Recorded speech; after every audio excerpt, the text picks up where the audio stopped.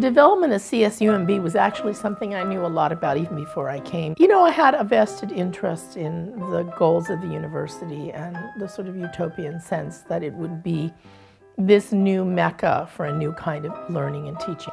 Learning takes place between the teacher and the learner, and they're not tabula rasas, and they come in that room, in that department that you run, filled with knowledge. Just as community comes to you filled with knowledge. And your job is to match what you know with what they know. And then the learning is magnified. So I still believe in teaching that engages people in their own problem solving, that doesn't posit that the university holds the expertise, but perhaps facilitates knowledge. And remember, the whole process of it is this circular walking. So you have to get people to think in that way, so they need to approach something, and it has to be a really meditative, physical environment that attracts you to it. Art is always a practice that is ongoing. It never finishes. So when we teach these young people, we teach them for the long haul. You know, you're not going to graduate from here and then find it.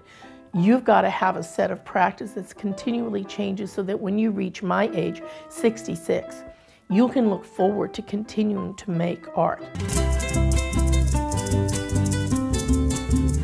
My work has evolved from being in a very localized community in the Mission District in San Francisco to a much more global community. I started out doing very traditional interpretations of spiritual practices like the ofrenda or the offering for the dead, the home yard shrines, the home altar. And then something happened and I started innovating on it. And then eventually my scholarly work changed my thinking, and I began to do work around the concept of a library or a laboratory. I'm very fascinated by how much the scientific and artistic creative process mimic each other.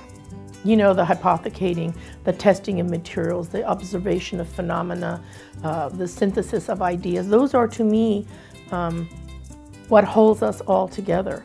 So I feel that I will never, never stop learning, and that's probably why I like to teach, and it clearly is why I want to make art.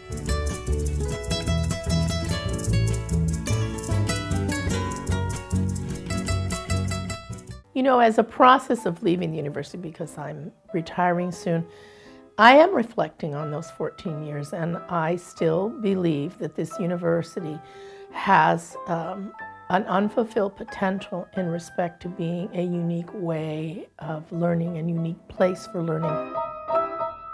It's especially hard to walk away, not just from VPA, but from CSUMB when we are in such a difficult state.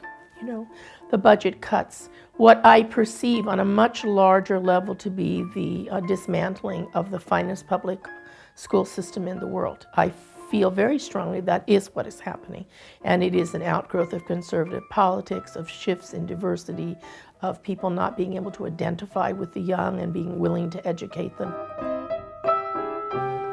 I somehow believe that what we've built here will last, and the proof of the pudding is that we just hosted a conference of over 100 participants coming from almost 30 or 40 schools who have all taken up this notion of art that is committed to public and community issues.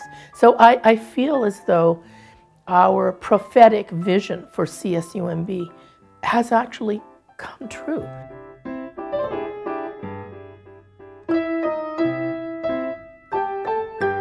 I think of the young junior scholars and faculty. I really have great faith in them that they will find the CSUMB they're looking for.